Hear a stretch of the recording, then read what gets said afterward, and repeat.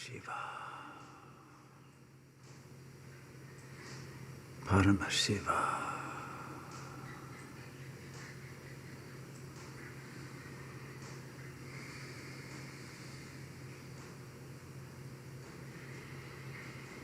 Parashakti, Parabrahman.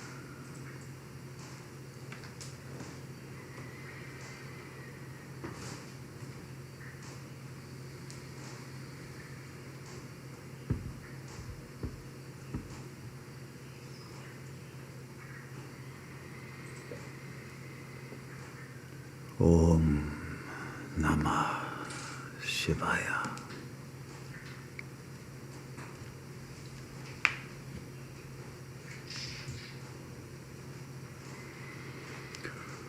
Om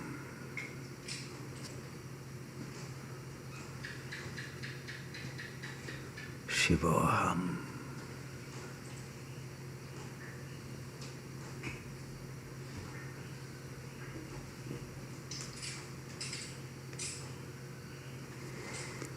Om Tat Sa.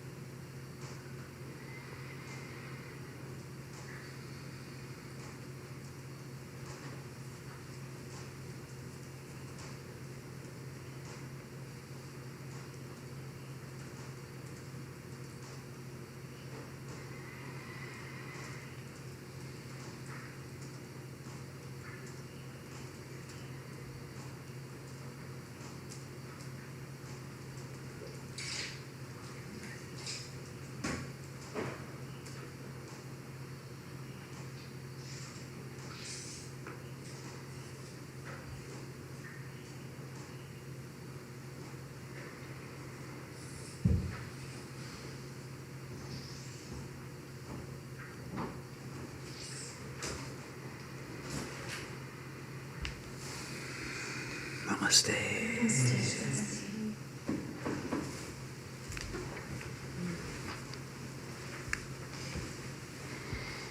So, to continue from this morning's class, rather than read further scripture texts, it seems that the real knot that must be solved or resolved is that which concerns love.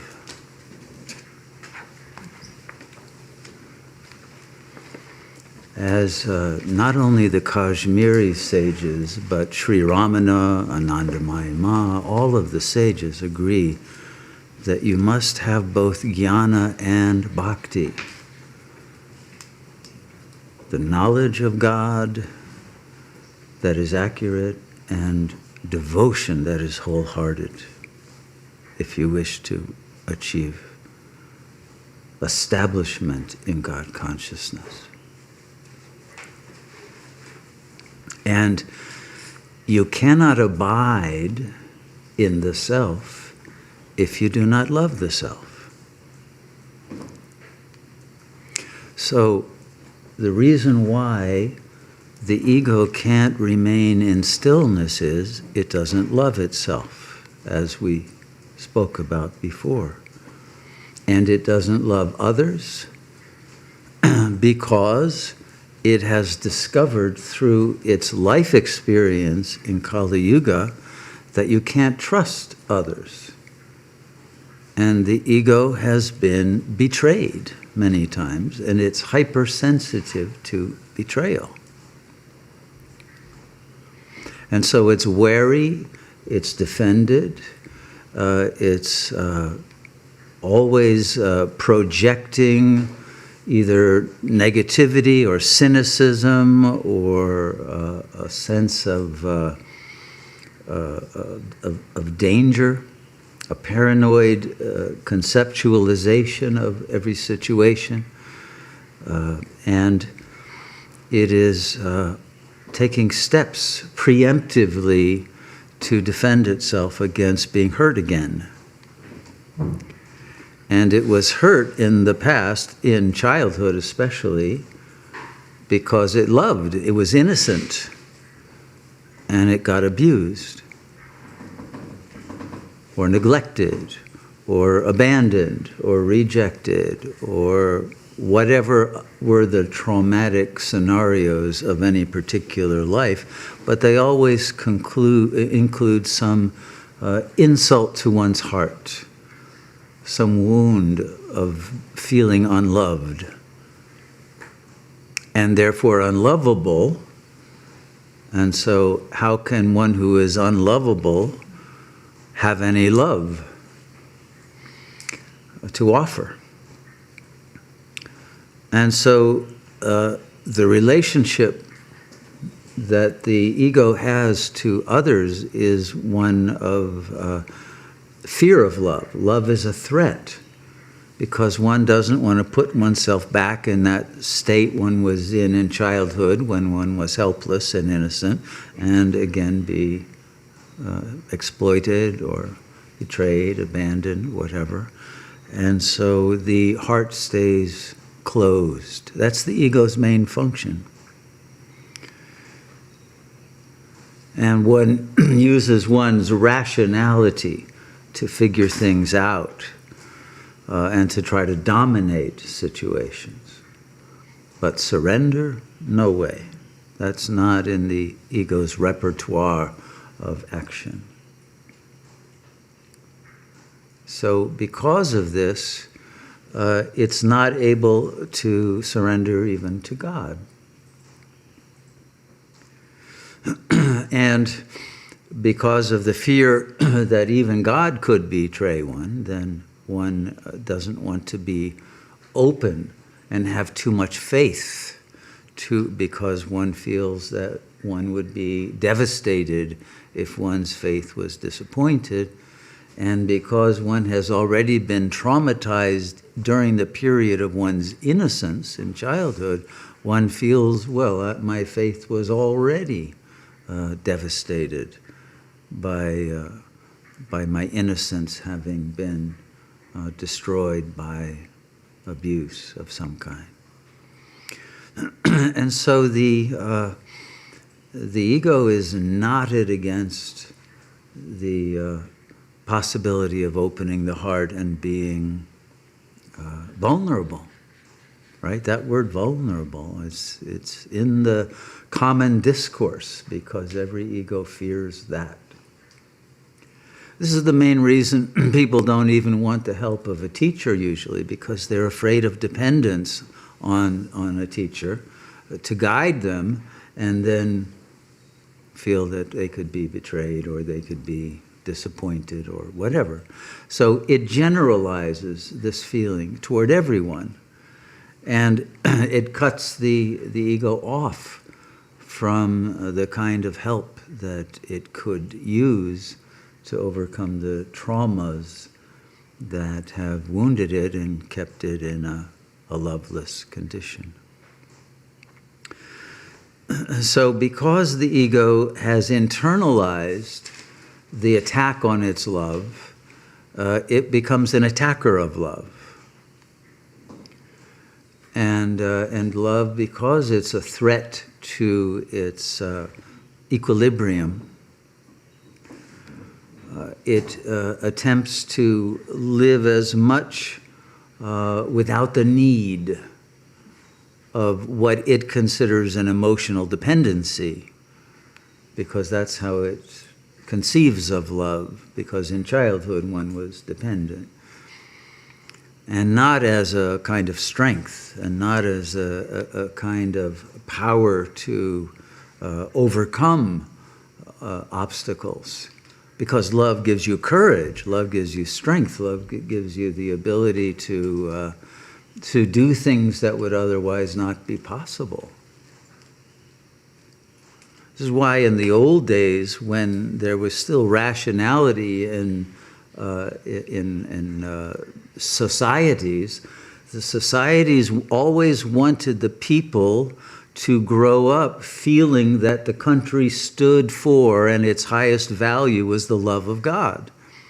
And that's what would make its members be willing to die for their country, because they were dying for God. They were dying for a social order that was supporting the love of God.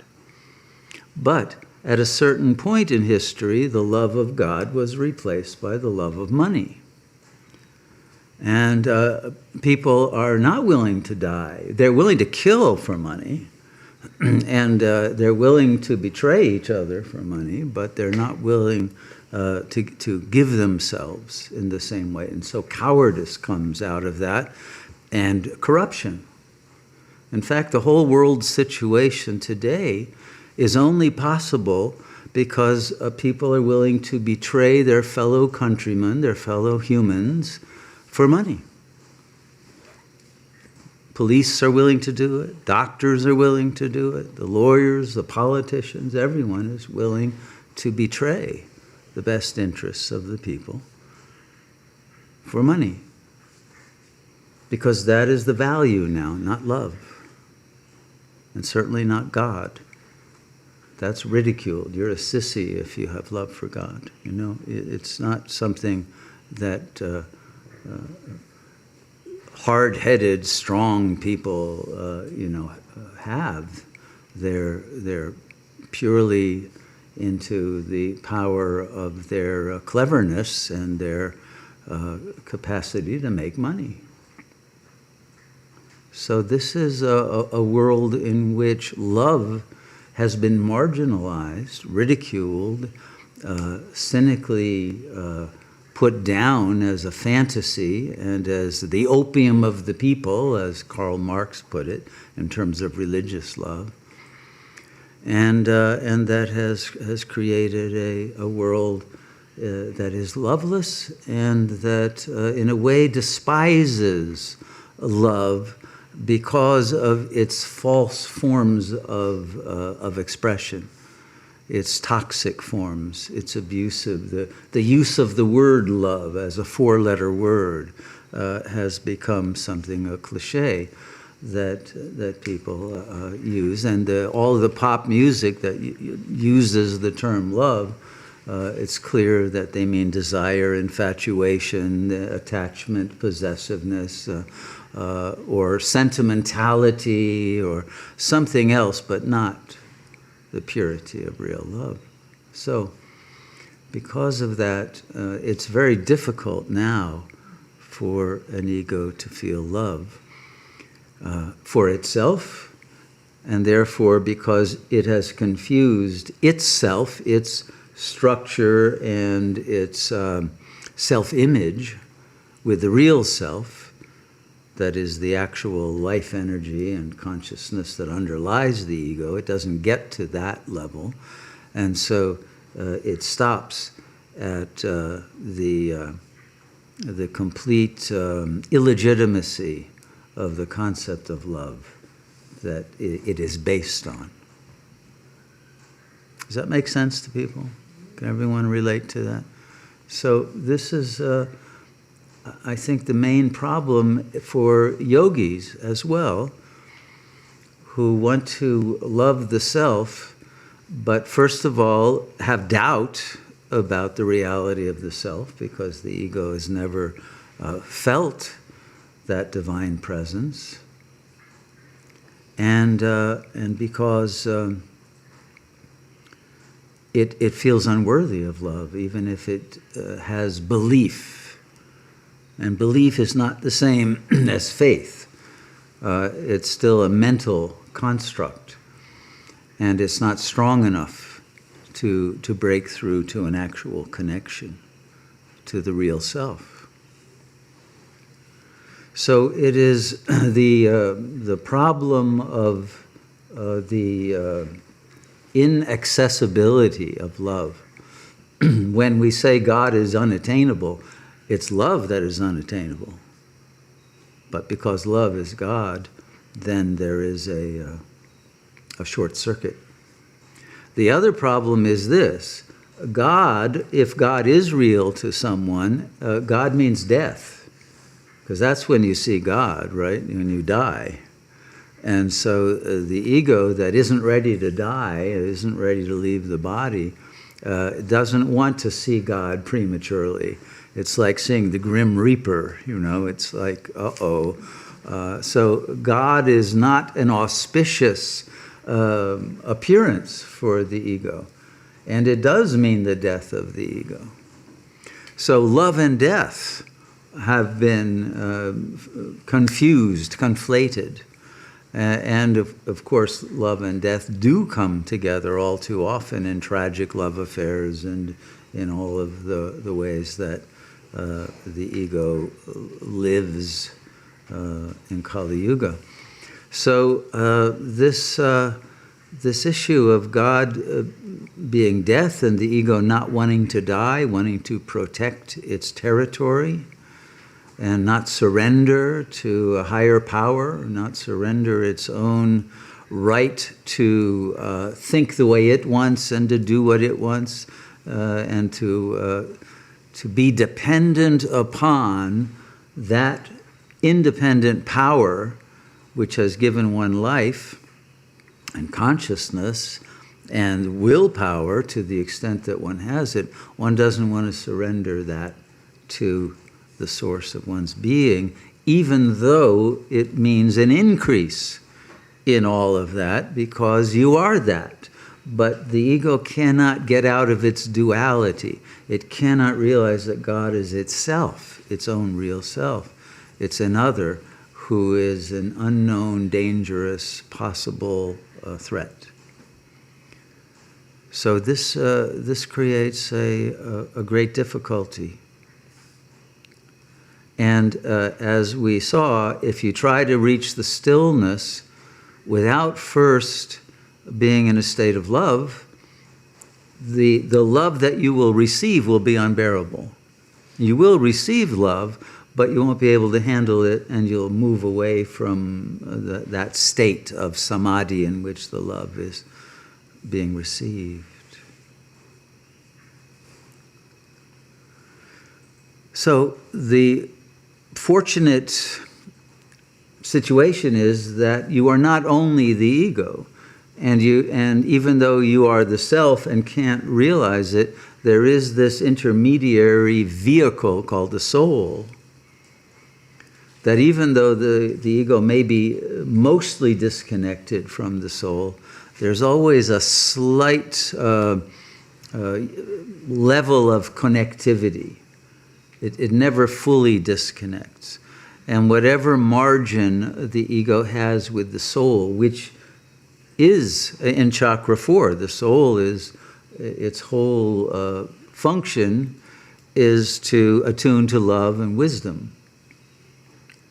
So to the extent that one has access to soul consciousness, one will be able to override the ego's fear and be able to open to that possibility that the miraculous is real and that God can open the portal to the light for one to achieve liberation.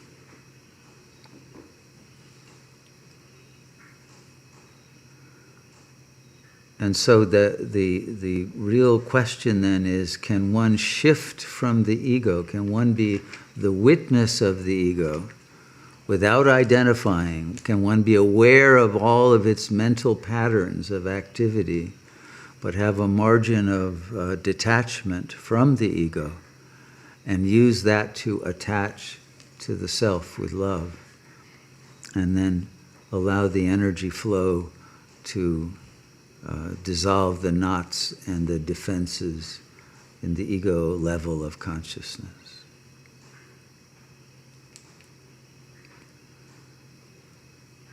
to the extent that one is able to do that, one accumulates power.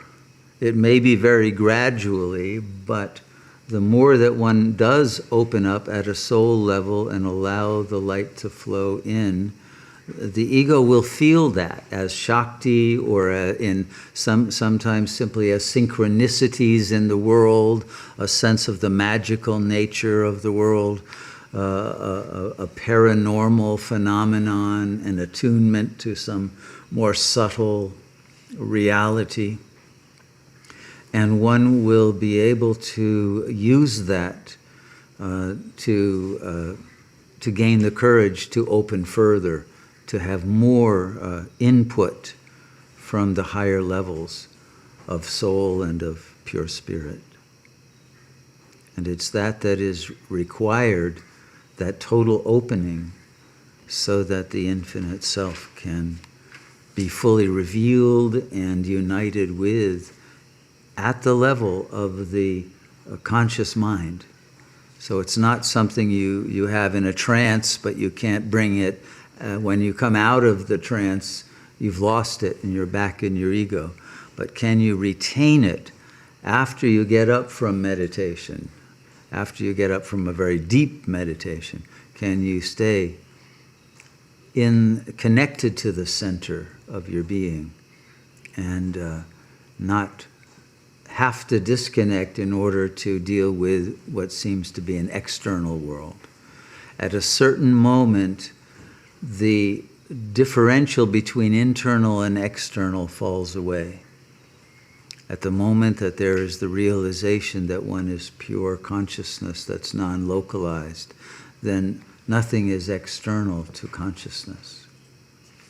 When you know you are consciousness, not a body that is conscious, but consciousness using a body, then that consciousness can separate from the body and its use in the phenomenal plane and realize itself as the consciousness that's all-encompassing, that contains and projects the whole cosmos. And it's when you can reach that state then that the infinite self, that is both Shiva and Shakti, both world and consciousness, that is reflected as the world, as the image in the mirror of God's mind, will be a unified whole. And then one abides in that beauty and one realizes that one is love. And that love then cures all ills. But it does require that kind of a movement out of the ego in a very conscious way of refuting its fears and its rationalizations of why it shouldn't become vulnerable and open and receptive, and why it should let go of its old frame of reference that doesn't allow that possibility into it, and let go of its cynicism and all of the rest in order to create a psychological space in which the supreme reality can manifest.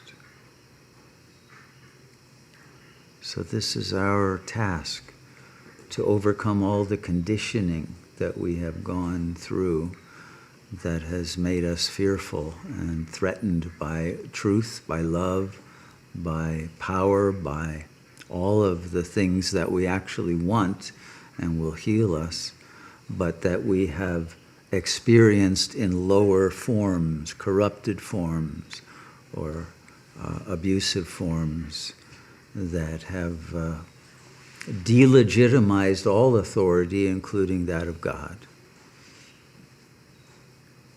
and have made everyone pretty much cynical about the possibility of that changing. And this is what we must overcome if we're going to transform the world through a shift of vibrational frequency from ego consciousness to soul and then to the supreme consciousness.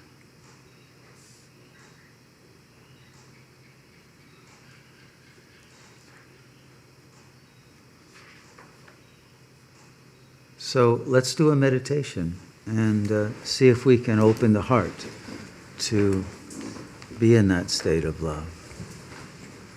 And if you run into obstacles, notice them and question them and see if you're willing to take the risk of love, because it will appear as a risk. And it will appear as an expenditure and a danger to one's bastion of egoic territory. So, as you sit in a comfortable position, relax the body, because the first element of love is a bodily feeling of peace, serenity, relaxation. Move out of the fight or flight mode of consciousness. Feel what it would be like to not be hyper vigilant, because nearly every ego today is on guard, hyper alert against a threat, and therefore cannot relax and cannot go inward, because the fear that they will be attacked if they let go of their attention to the external. So see if you can relax your body and your mind and take your attention away from the external world and away from the body and away from using the mind as a weapon to allow yourself to be present in your heart, in the core of your being, where you have hidden your love, to protect it.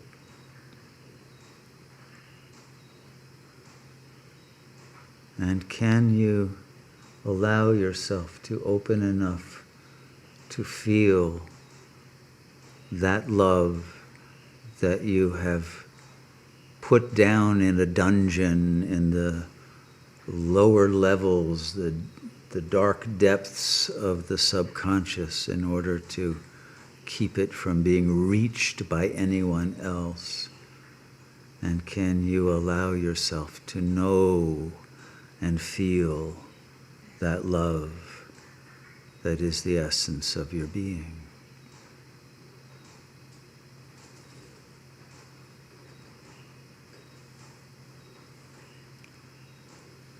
And let yourself go into the love without resistance, without fear.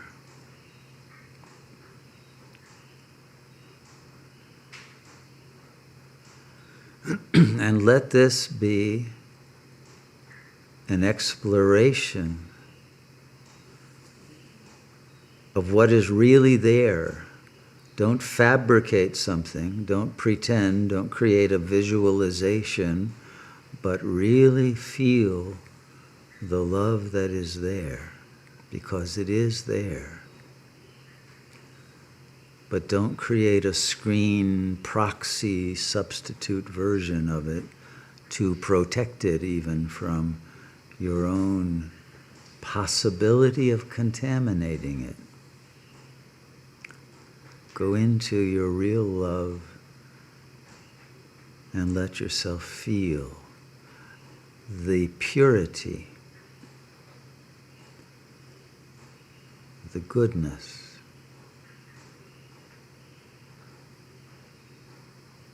the beauty of your being, the divine beauty of your being.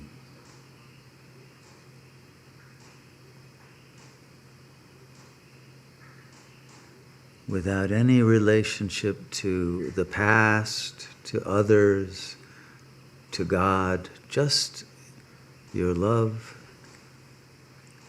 as the core of your own essential nature.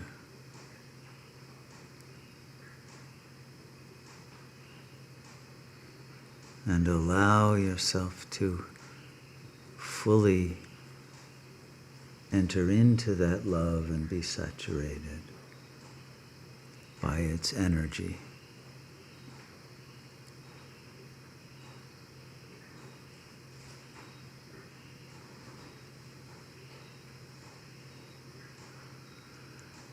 And once you feel that love,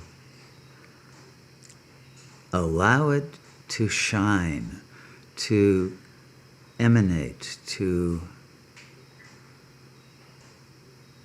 be felt by your whole being, your body, your mind, your subconscious and conscious.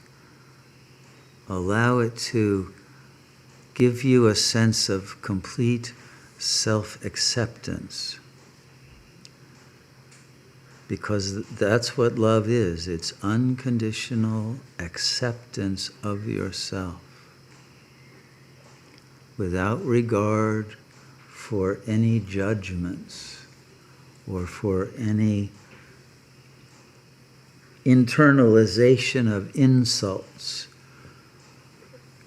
or of the role you played in your family system growing up, or the ways that you may have been treated.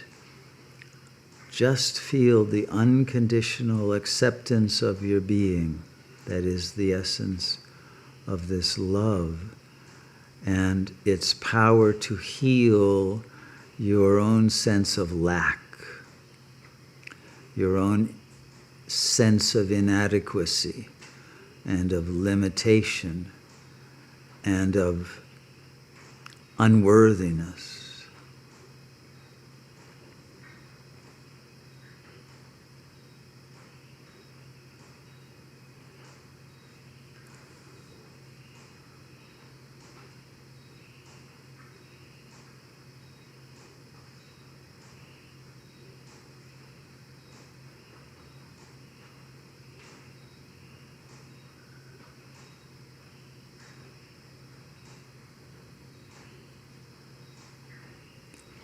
When you feel that love in your heart, you're feeling your soul, not your ego.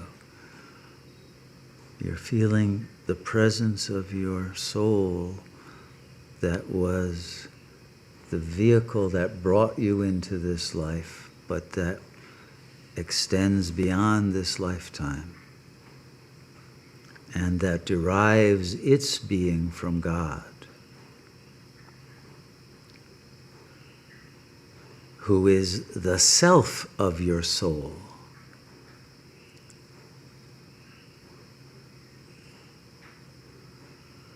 So let the love now connect to the source of that love, the ultimate source of that love, which is the highest level of yourself, the self that brought you into existence, the self that you will meet when you leave this plane, the self that is the light that shines within you, that lights your soul and fills your soul with that love that allows you to accept yourself. And feel that love enabling you to abide in serenity of mind as well as body, and in a peace in your heart that heals all the wounds of the past.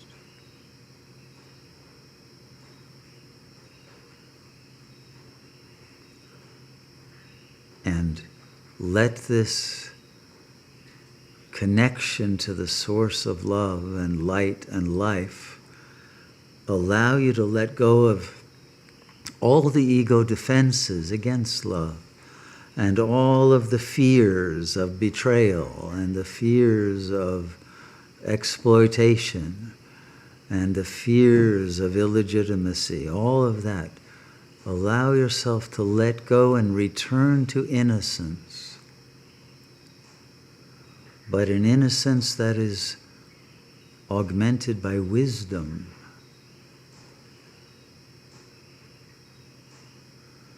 And by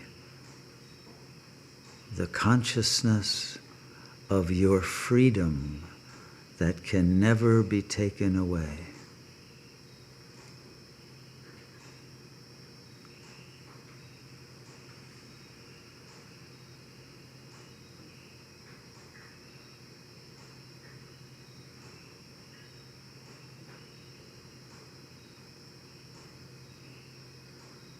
And feel how this gives you strength. It creates a pillar of light that shines through the backbone. It gives you backbone. It gives you strength. It gives you the power to connect to God at the highest level and to the earth, the most material level of the foundation, the ground of being, and the sky of pure spirit as a single whole. And this pillar of light that is the manifestation of Shiva is infinitely powerful, eternal, immortal, is Mrityunjit, the conqueror of death. Feel this power of eternal life that is your true nature, that never bows to fear and never loses its integrity.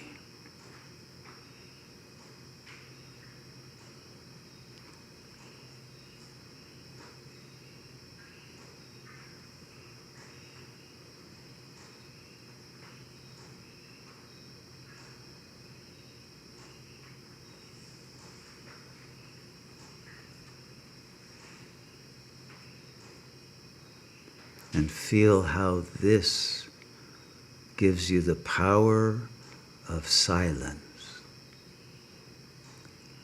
of the stillness of the mind, because you have come home.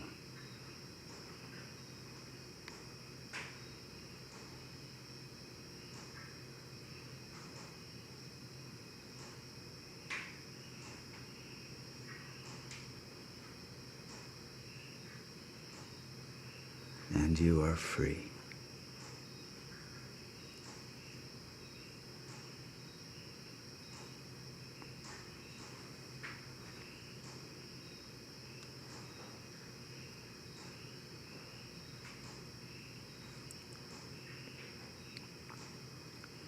And because you are at peace with yourself, at the level of your God consciousness, your soul consciousness, and now even at the level of ego consciousness, because the ego itself is now turned into a servant of the Lord, a power of the delivery of the glory of God, the creative intelligence of God, the goodness of God into the world. This triple unity allows the elimination of all the coverings of ego, of contraction into the limited only, and the connection of the unlimited to the limited, the connection of duality to non-duality, and allows that harmony and wholeness of all levels of your being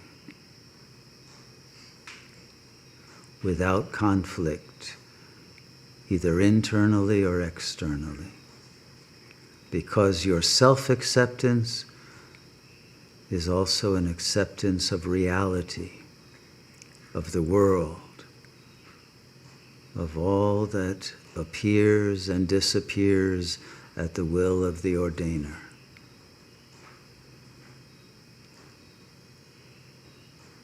And feel how it is to be in total surrender to that power and to be that power.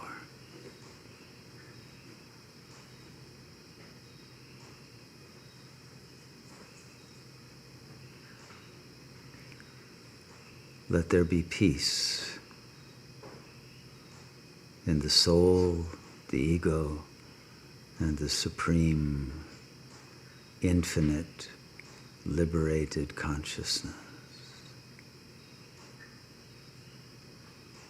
Om Shanti, Shanti, Shanti.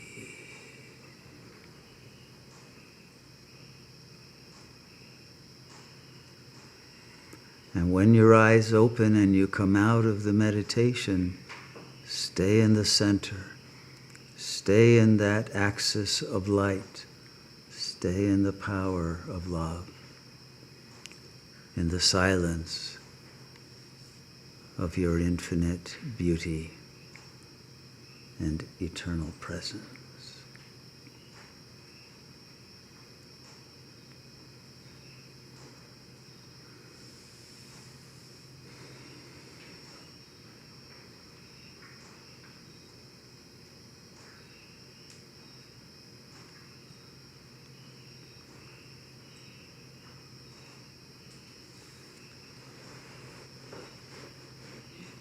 So let's come into the phenomenal plane and allow the love to shine here in this gathering and in this network of shining manifestations of the One Self. How many were able to connect with your love? Yeah. Beautiful. I'm so happy to see that.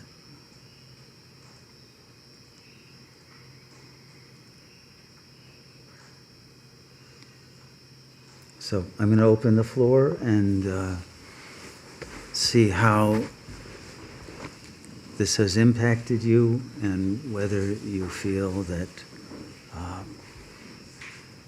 you have gotten to a core issue that needed to be resolved. And whatever else you wish to express, feel free.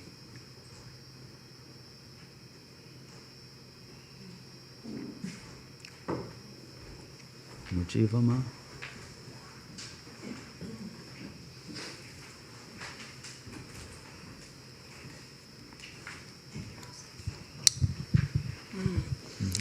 Thank you. So I went home after midday meditation, took some more medicine, and followed your advice about what I should do before going to bed. But I realized that what was happening was the agitation was already in my meditation before going to bed. So I was, I always meditate before going. Right. So I thought, all right, I have to get to that agitation, what it is, because then it just gets carried on. Okay? So you just described it, It's what I like to share and ask, where to go from here now, is the what I was able to get to were to unbearable levels of most primitive consciousness, in which I did have an image, because you suggested that when I, I would get an image, and I had a series of images that released shock waves, or shock waves of energy that really would just lift the couch. Even that's how strong the thing was, and it was all based on the traumas, the violations of all kinds, that happened, including getting down to charges that I was feeling in the womb. I can just see that image, and then the shock wave would come in. And always recognizing that the chattering mind was always the ego's defense. Languages, a weapon. So that was very helpful. Thank you. Just right on target. And this time I had the courage to have faith and trust, faith in the medicine, in the love that I could call on, and open my heart to receive. And then from there, I could go into these levels that I hadn't consciously seen before and felt. And then that just brought such peace. And so when you were guiding the meditation, again, it was such an experience of what you were guiding. And I could go deeper, into it ever more. And then that somatization I've always had, that locking in, that defense just disappears. It's not there. And so the validity, the value of the truth and the love are manifesting as my inner truth, and the power that has healed me and continues to heal me in this process. Beautiful. Thank you, Marjivama. You're a great blessing. Your courage and your stick-to-itiveness to the faith in God and the presence of that goodness and the power of healing now is climaxing with, I think this is the deepest negredo. This is the core of the defense mechanism that the ego has held it together, and that now it can dissolve, and you can break through its boundaries now. I think that you're already doing that. That's very beautiful. Thank you. Thank you. And I'd just like to add something that you said, which is very real to my path. And although I felt such trust in you as a teacher from the beginning, the fear was always so there, right, that I could only go so far. And I remember you coming to get me for sessions, and you just say, Om Shanti, pew, and I would jump right off my chair. I think, wait a minute, where's that coming from, right? I know. Right. So I'd like to share that because it's a reality that I have compassion for, because I went through it. Yeah. And I know it, and have had many years of peeling the layers to have faith and trust you ever deeper and deeper and deeper, to now just feeling a beautiful relaxation of safe from finding that safety within. I can now feel safe with you, with the Sangha, with those that I meet, and it's very beautiful. Thank you. Well, I thank you. It is beautiful. You have earned the grace through your very hard inner work, and I salute you. Namaste. Namaste. So, Is there anyone else in local space? Here's one, Vajra.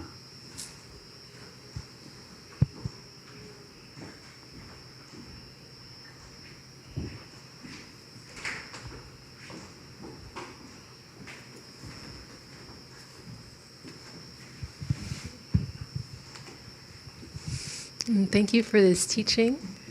I think you asked if there were any core blockages that have been revealed, and I think you kind of named them all. The vulnerability, the fear of emotional dependency, the ego becoming an attacker before it becomes attacked. But I think the phrase that most resonated was of the insults to the heart. And that fear, but in the meditation, what I felt was a lot of peace, and it was very, very beautiful. I almost kind of just sit back and enjoy, but then the Shakti came very, very strong, and it almost is disruptive, and I was wondering about kind of the relationship of peace to love and love to Shakti in a way. I think I'll start there. Okay, well, that's very beautiful. In terms of the question you asked at the end of the relationship, when you realize that that Shakti is God's love for you, and it is to fill you with power, you will find that you're able to transmit it and wield it, and it's not something that creates any disequilibrium, but actually strengthens you and roots you in the essence of your being, and enables you then to deal with whatever situation with total strength and wisdom and presence, and be the master of every circumstance. So it is that line of grace, that ray of power has been given. So cultivate it, and you will find that this is your divine weapon, that you will be able to turn into many applications of a use of love to transform the demons into angels. No, it resonates what you say, because in a way, the peace, I just kind of want to lay down and go to sleep. And then, at least with the Shakti, that if our mission is to serve, I'm going to need that. I also wanted to ask a question about like luminosity in meditation, because I think a few weeks ago you mentioned something about the light being real when one turns the attention inward. And then this morning you spoke about the divine light, and you said it's Shakti in the meditation part. And so when there is luminosity in meditation, what is that, and where is it coming from, and what is the use of that? Well, it's the presence of the light of God. That's what you're seeing. And that light, because God is yourself, that's your own light. And if you go into that light, you'll be absorbed. You'll see that it's actually a ray of light that will take you to the sun of absolute power. And that is your pathway. So it is a sign, and it is a sight from which the power of that light is being given to you, and it is also an opening to the source of that luminosity, which is God. And this is Shakti because it is... Well, it's the emanation. It comes from Shiva, but Shiva delegates to Shakti to how it gets emanated and used and turned into phenomenal experiences. So it is, let's say, the combination of Shiva and Shakti. Because you see, it's both prakasha and vimarsha. These are two terms that are used in the Kashmir tradition. Light and awareness are reciprocals of each other. You cannot have light unless there is awareness. And the awareness is always awareness of light. So this is a unity. And that light and awareness, you could say the light is Shakti and the awareness is Shiva. Sometimes they make it the reverse, but it makes more sense to me. The light emanates and is creating the whole vibrational field of the world. All of the different frequencies of that light are present in our space, and we can attune to it. And it's a higher spectrum than the electromagnetic spectrum, but you can attune to that level as well with your senses and with the technology. But this you can only attune to with your consciousness, and you have access to every level of the spectrum. So you can tune to God consciousness and stay there if you wish to. And then that Shakti will be a permanent flow. Yes, I wish to. Okay, you got it. Thank you. Okay, Purusha, are there some? Sure. Our first two questions come from our pragyanis. The first one is Shakti, who asks, could you explain the difference between soul, Atman, and the higher self? These words are being used interchangeably. And where is the buddhi that captures the images and brings it to dreams as messages? The buddhi is in the soul. The soul is an intermediary level between the spirit and the ego mind. The Atman is the spirit. So soul is not the same as Atman, at least as I use that term. Sometimes you'll see others conflating the two, but I think it's important to keep these three levels distinct so that we understand that they constitute a graduated spectrum of psycho-spiritual development, let's say. Higher self is an ambiguous term because if it's the highest self, then it's the Atman or the Paramatman, which is the Paramashiva, that which is even beyond any level of consciousness related to the phenomenal plane. It's totally transcendent. That level you don't reach unless you have already gone beyond soul and your Atman is already in total surrender and union. So higher self is used by many people in a very loose way to either mean God, or it can mean soul, or it can mean Atman. But I would when I would use it, it would mean whatever level you can contact. And most people can only contact a level of consciousness, one or two assemblage points beyond the one that they're resonating at. So for them, that would be the higher self. And I know the whole concept of assemblage points may be new to some people. They will be explained in a video course we'll be releasing soon. It's a very complicated subject if you haven't studied Kundalini Yoga.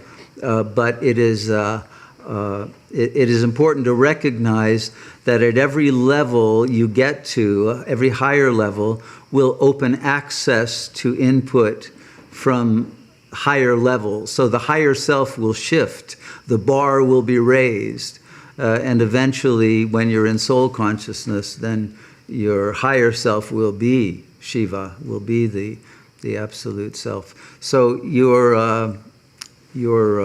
or it can be at least, that level of consciousness.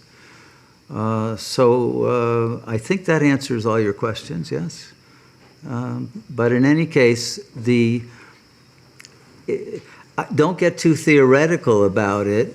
Wherever your heart takes you in devotion to God or to that ultimate reality that you want to connect with, that will be your higher self. Whatever you are able to connect with, you will find that if you're wholehearters in love with that source, you will connect. So even if you're in the ego consciousness, you can connect with Shiva.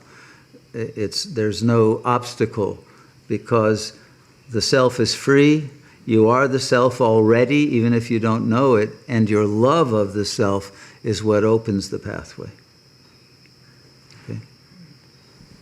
Okay, you have another one? Mm-hmm. The next question is from Eduarda, who says, when I'm in deep relaxation and meditation, or sometimes receiving therapeutic healing, I start to see behind my closed eyes vibrant orbs of light. They pulsate so strongly, radiating upwards and melding into one another towards my third eye. They are primarily purple and turn brilliant indigo blue. Mm-hmm. All I want to do is to keep melting into it, becoming one with it. What am I seeing? Is this energy? Yeah, this is Shakti. This is the Kundalini Shakti rising and connecting from the Muladhara chakra to the Agya chakra, and possibly even the Sahasrara when you get that purple and indigo color.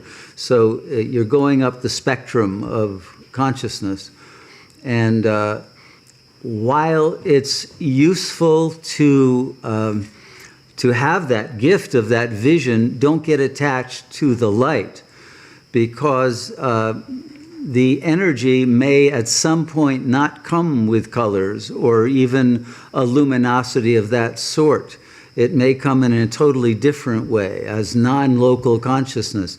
You may be completely out of your body and be having an entirely different experience. Or it might be just a mass of white light, or it could come in many ways. But the ultimate reality of Shiva will not have any objective correlate. As one of the sutras that I read today said, no signs, no qualities, nothing. There will be nothing to have a vision of, because you will be that which before you had seen as an object of vision. So don't get attached to having any visions of light. Realize you are the light. Anyone else here? There's one. What was she?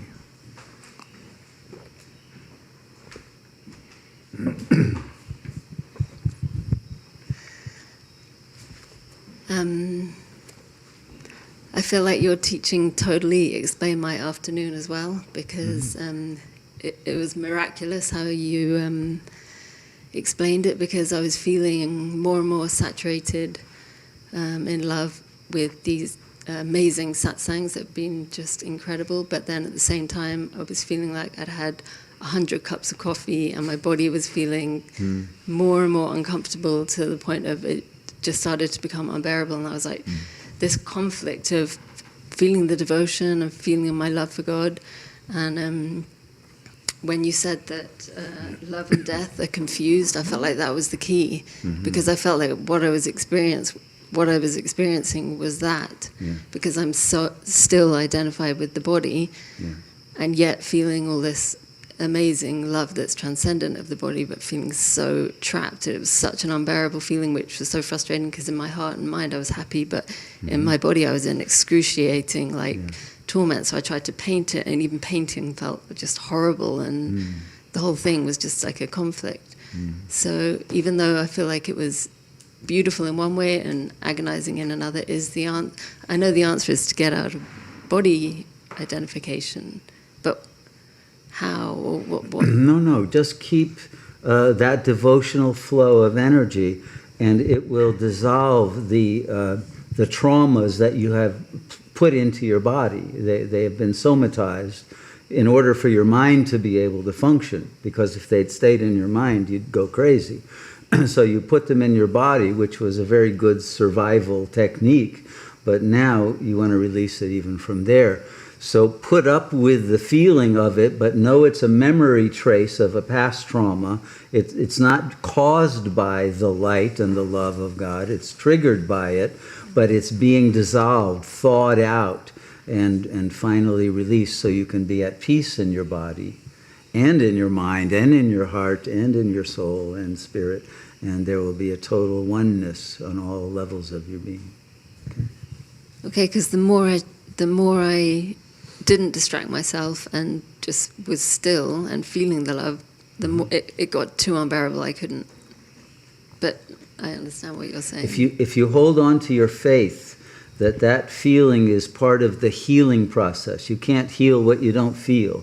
If you can bear it and tolerate it by surrendering to God, it will leave much more quickly than it will by intermittently feeling a little bit of it and then withdrawing and going back to it, because then it'll take a much longer period to drain all of that tightness and terror that has been somatized. Okay? So use your faith and keep praying in the midst of it. If you have to, even, literally in your mind, pray to God for help in dealing with it, you'll get the help, and then it'll be released. Okay? Thank you. Okay. Okay, a question from Sephir, I think it is. Does reaching unity consciousness, that all is one, the unity of Shiva and Shakti, equal to loneliness? One consciousness alone? Is this full of joy or boring?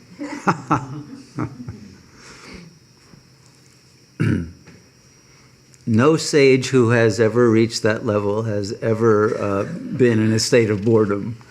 I guarantee you that there is no such thing as boredom for God and for that level of consciousness that's all-knowing. And there's no loneliness because you are all that is. There's an infinite creativity of power that is completely egoless and eternal and immortal and completely full, completely in total serenity and bliss. So you can't be in bliss and loneliness.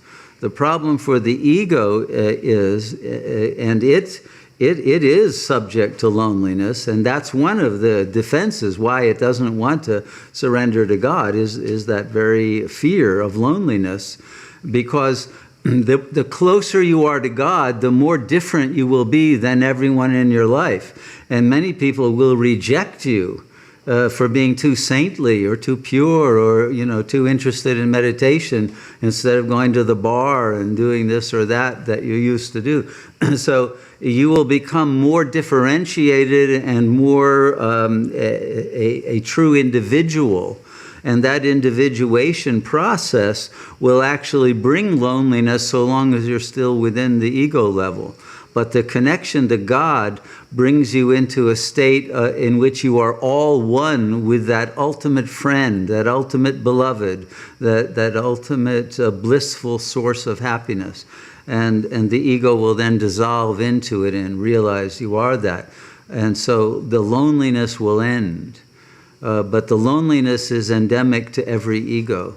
And because of its fear of loneliness, it stays in the herd mentality. It doesn't want to become too different, doesn't want to make waves, it doesn't want to detach from its phone so it can always have people it can connect to. The fear of loneliness is a major terror, especially in this time period for many people.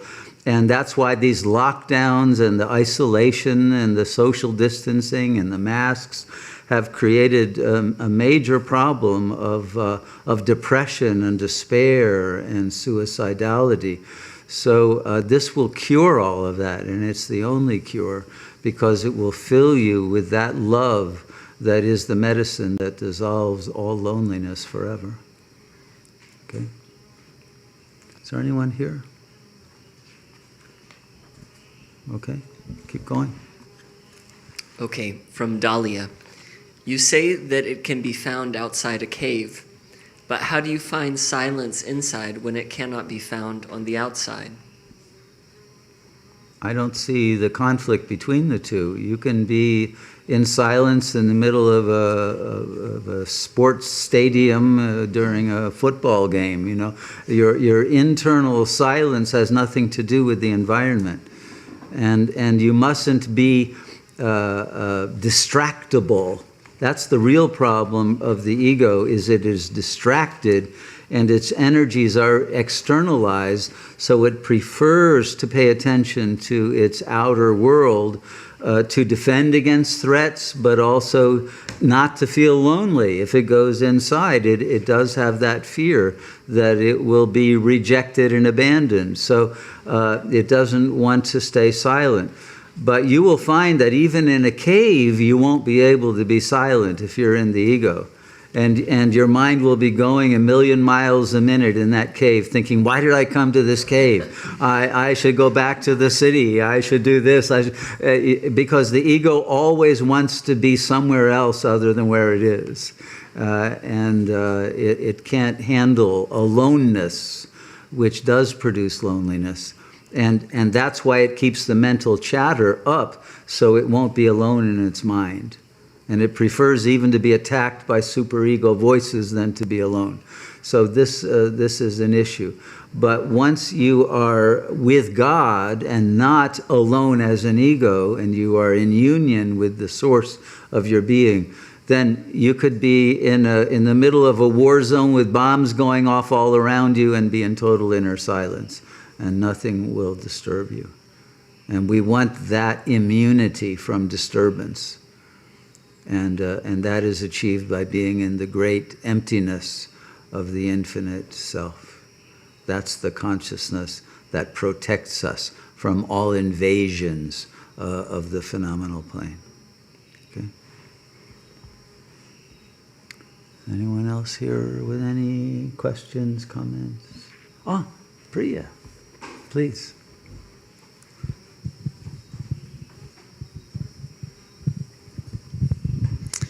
Thank you. I really appreciate it tonight as well. It was also spot on what I was actually thinking about before, that love is like the key issue. I couldn't get it out of my mind and try to work on it. So it was very helpful. And I really appreciate the guided meditation as well. And what I really felt, what struck me the most was like the fear of contaminating the love.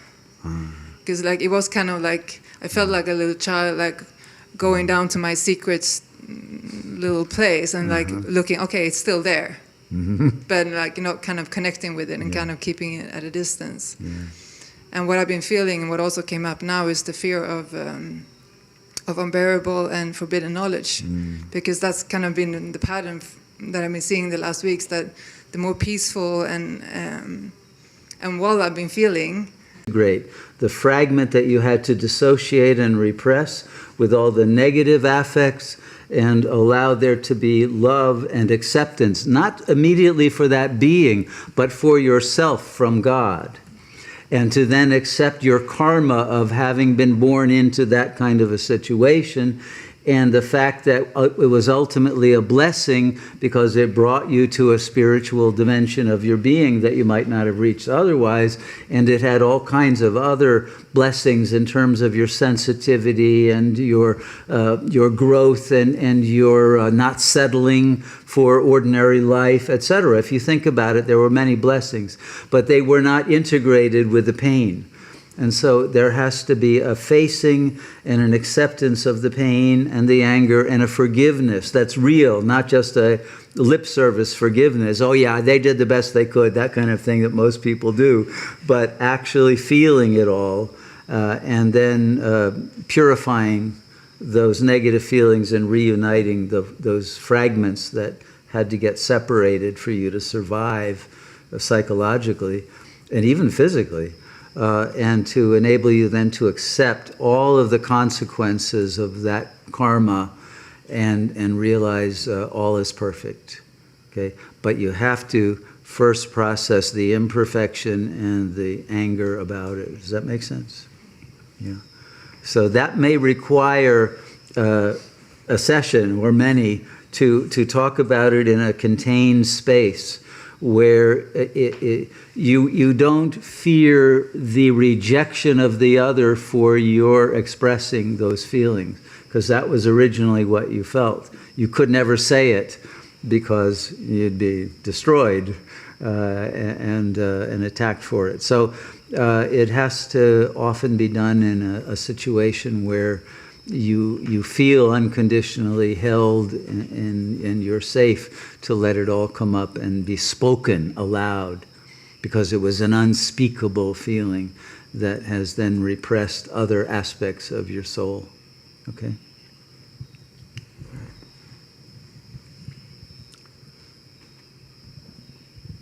Anyone else here? Okay, go ahead, Purusha.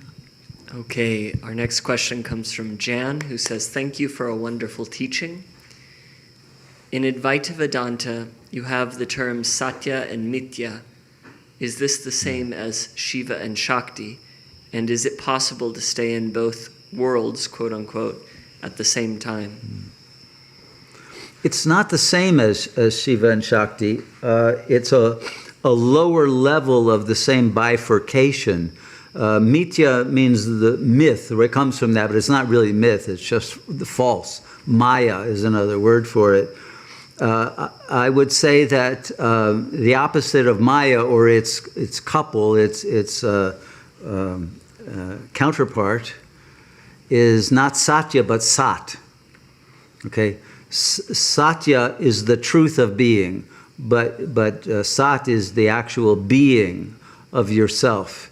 And the Mithya is the false self, the fabrication of a self-image and self-concepts and self-presentation that is a mythological construct.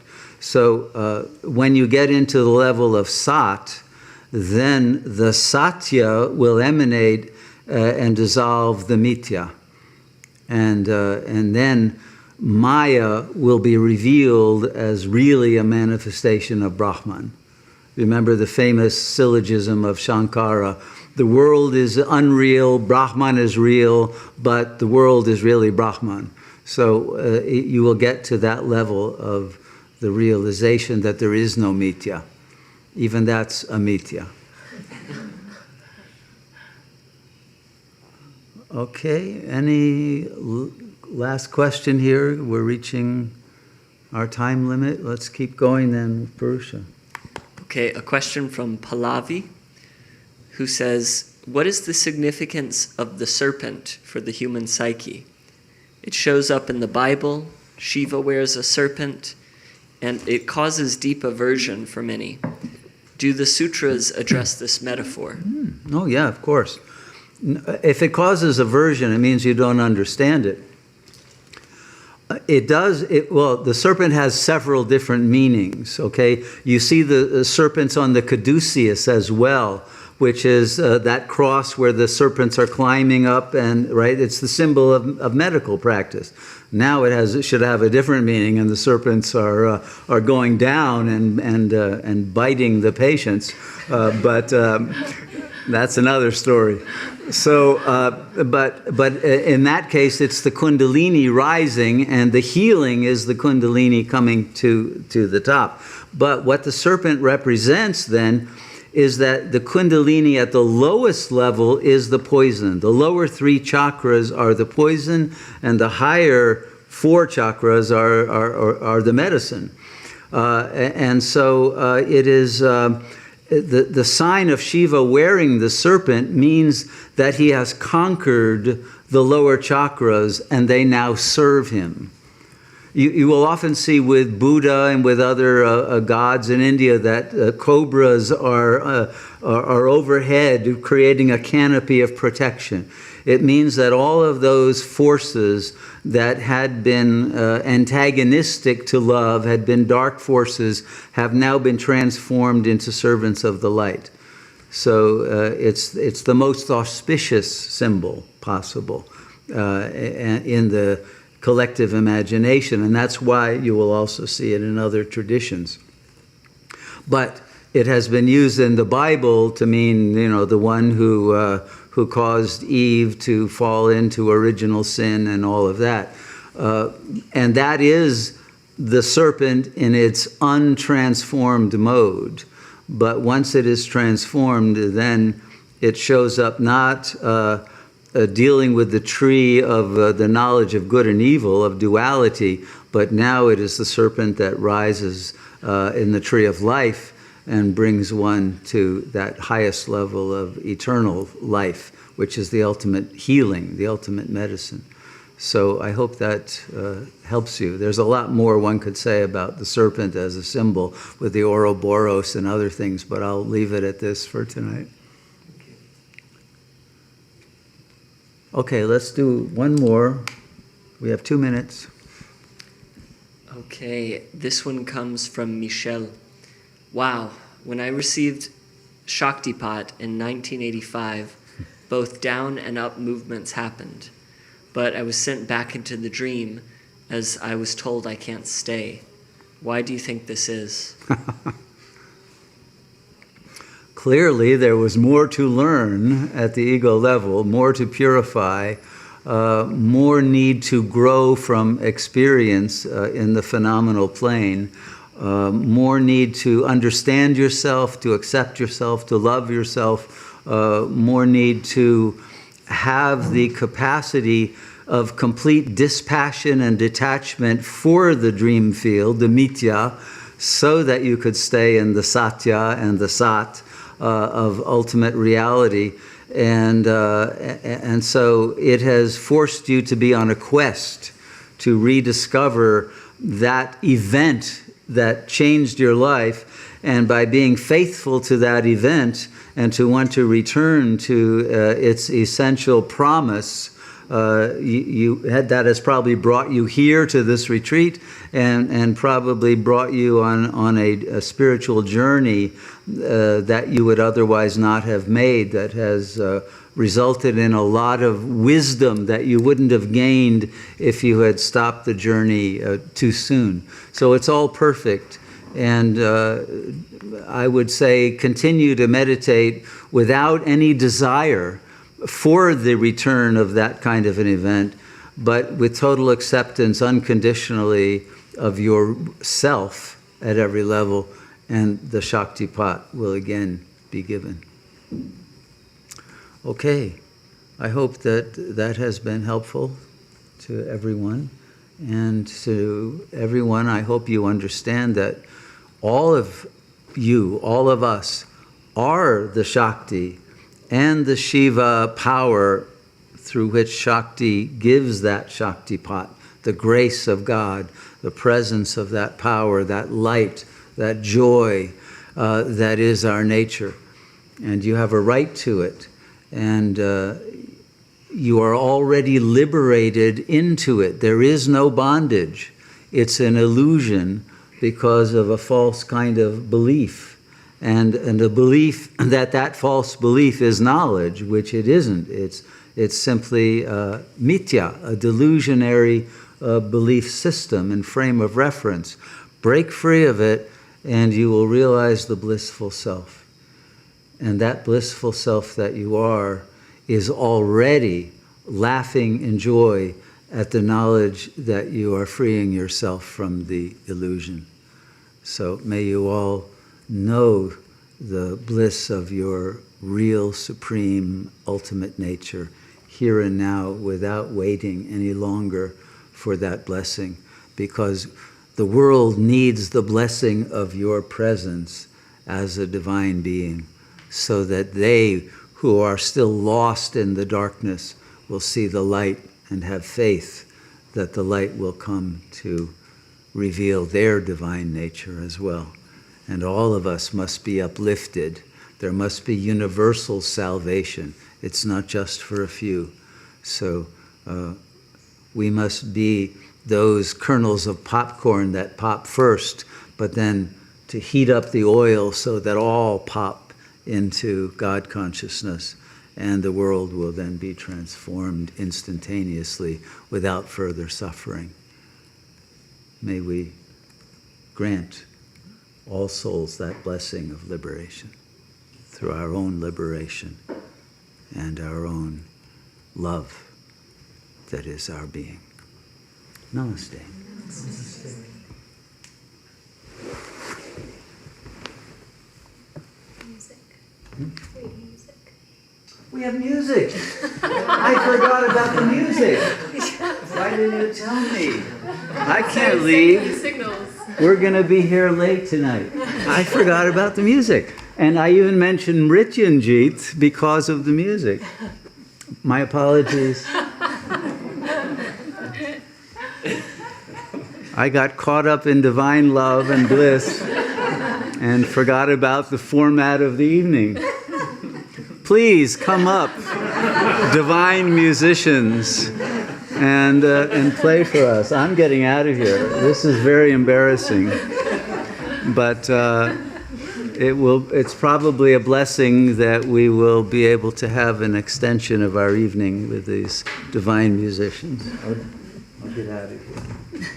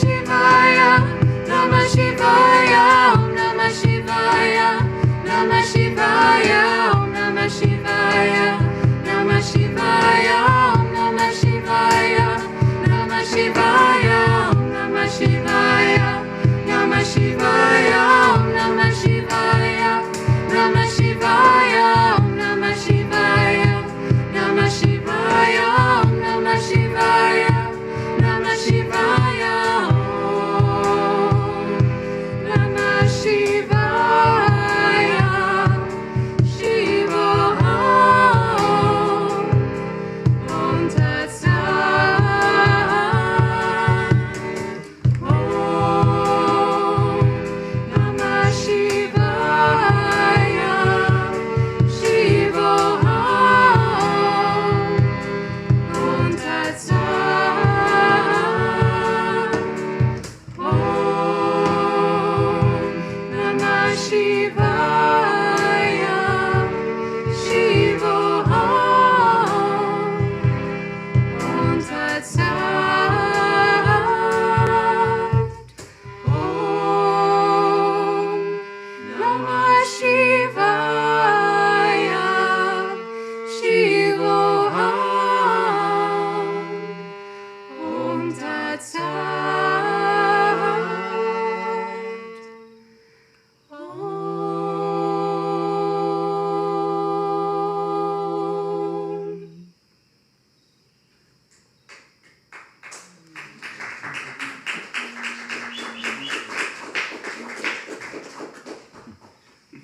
That was divine. Will one of you give a translation so people who don't know Sanskrit can understand what you're singing? We're singing to the three-eyed Lord, Triambakam, who is Shiva, to allow us to be like a cucumber, unencumbered by the vines, so that we can know immortality and not be poisoned by the ego. I mean, I've made that last part up. Yeah. Something like that. Who wants a cucumber? So it was beautifully done. Thank you all for that lovely rendition that is true praise of God that will bring us all to divine intoxication. Sure. Thank you. Good night.